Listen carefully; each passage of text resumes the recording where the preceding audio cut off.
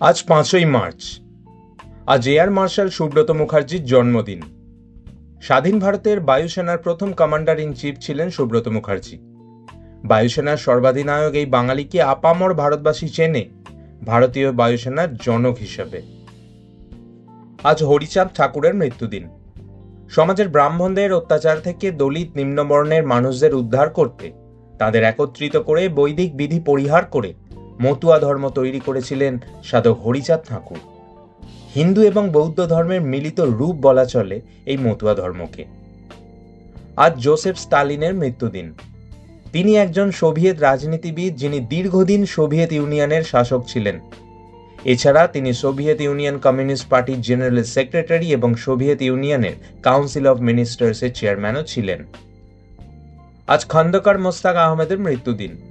বঙ্গবন্ধু শেখ মুজিবুর রহমানের হত্যাকাণ্ডের নেপথ্যের এক মূল ষড়যন্ত্রী ছিলেন খন্দকার মোস্তাক আহমেদ। এমনকি ঢাকার কেন্দ্রীয় কারাগারে 4 প্রভাবশালী আওয়ামী লীগের নেতাকে তাঁর নির্দেশেই হত্যা করা হয়েছিল। মুজিবুর রহমানের হত্যাকাণ্ডের পরে বাংলাদেশের রাষ্ট্রপতি পদের দায়িত্ব গ্রহণ করেছিলেন তিনি। 5ই মার্চ আজকের বাছাইতে আপনাদের জন্য রইল এই তথ্যগুলি।